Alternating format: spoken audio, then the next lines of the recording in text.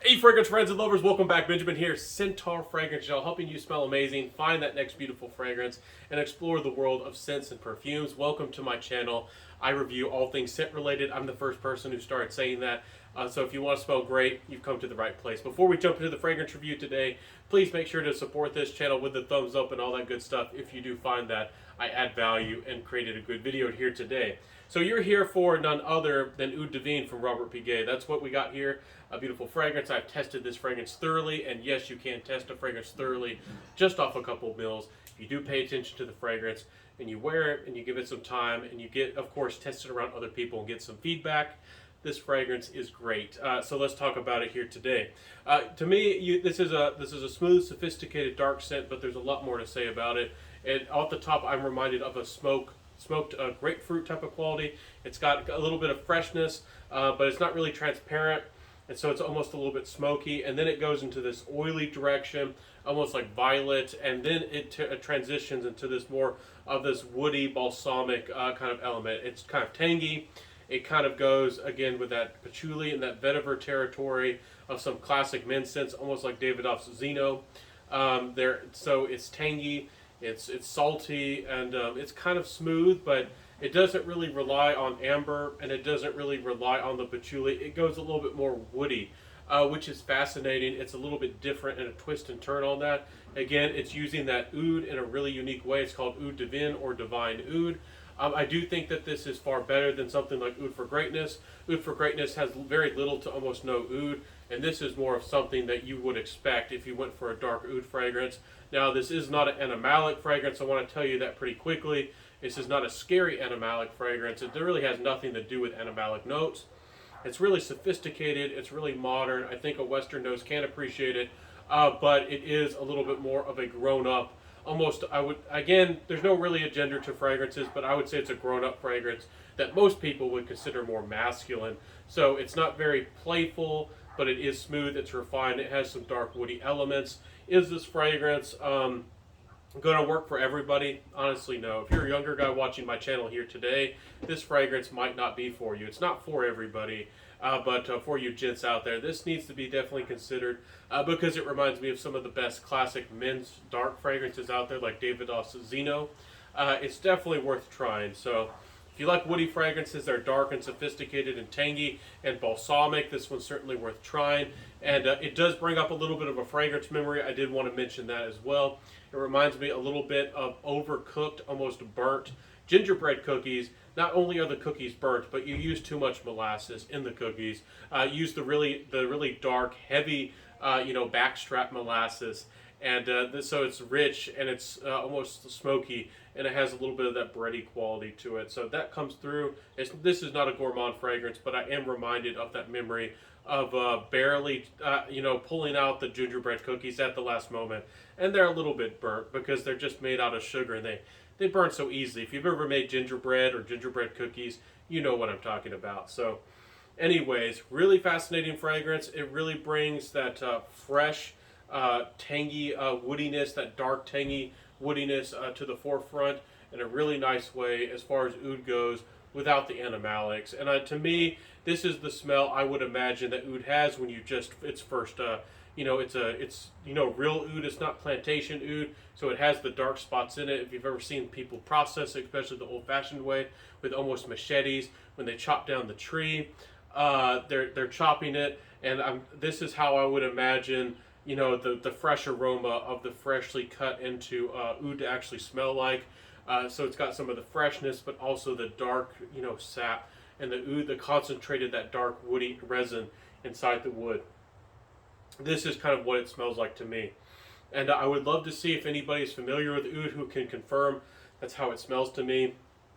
And on the side, maybe they have some dark molasses, some spicy cookies and some treats, and maybe some tea on the side. This is what the fragrance, this is what the imagery that brings to mind for me. Anyways, let's talk about that performance. You're going to get anywhere from 7 to 8 hours. I do think that this fragrance can hold on, especially on clothes, for a very long time. Can it give you really strong performance? Yes, this fragrance can give you great performance. But it really depends, I guess, on how much you'd spray. I would err on the side of a little bit, spray a little bit less, so you'd be mysterious and a little bit, inviting, and bring people in with a fragrance like this. I think that'd be the smart way to go. So spraying a little bit on would get you go a long way, and the bottle would probably last you forever. But that's the way I would go with a fragrance like this. So it is mysterious, and projection was above average. It wasn't beast mode. For an oud fragrance, you might expect extremely good projection. I got above average, and sillage was certainly above average. I love what the sillage could do here. But it wasn't monstrous sillage either, so respectable performance all around. Really where I want a fragrance in performance. It gives me everything I want. 8 hours or so, and you can, spray, acts like really a good parfum concentration. It's noticeable, has a presence, never too much though. So what is the compliment factor? This is an alluring fragrance. Trust me, my friends, my gents out there, you wear a really nice scent, like this, dressed up, maybe in a dark suit, you're well shaven, you're well presented, you're well put together, and a fragrance like this will do you wonders. It will do wonders for you. It's just got that mysterious vibe, and it's a really good way to get into oud, especially if you're a gentleman, especially if you wanted a dark, mysterious oud, but you didn't want it too strong, and you like woody elements and transitions, and you like that full-bodied, fresh, woody element to a fragrance. This really does a lot of good things right. So that's one reason I'm speaking so highly of it. I think it's well composed. Getting into my final thoughts, with the compliment factor, you can get compliments, but I think this fragrance would have really benefited. You don't have to add a lot of sweet rose, and you don't have to add some leathery or fresh fancy saffron for oud fragrance. And I think this does a lot of things right. I do think it would have had been better if it had even more of the grapefruit off the top, and also, I'm not sure, but I think this, maybe could have mixed in another element to this fragrance, maybe like a fresh amber, to really play with this duality of lightness and darkness in a really interesting way in this fragrance. But overall, it's really nice, and it's hard to complain. It's the smoothness, and I guess because it's a little bit simple, a lot more people actually might be attracted to this fragrance. So this again gives you a dark, woody fragrance. With a little bit of that allure of oud without being too strong. And again, I think that's a good thing, because a lot of oudy fragrances are extremely strong with them being especially a darker style oud fragrance. They can be extremely powerful, and they can be overbearing, and easily be 10 hours plus. Maybe not everybody wants, maybe in the West, especially in the USA, everybody might not want to commit to a 10 plus hour beast mode oud fragrance, especially when they don't really want any of the animalics. And this one gives you that grown-up oud feel without the animalics, and without being too overbearing and too strong. So that's what I think, again, what this fragrance is going to do for you. Check it out. I'll try to put out some links below. The availability of this fragrance is iffy. Fragrances from Robert Piguet, just like Jeroboam fragrances, don't really know if there's a connection, but to me, there seems like there is in my mind.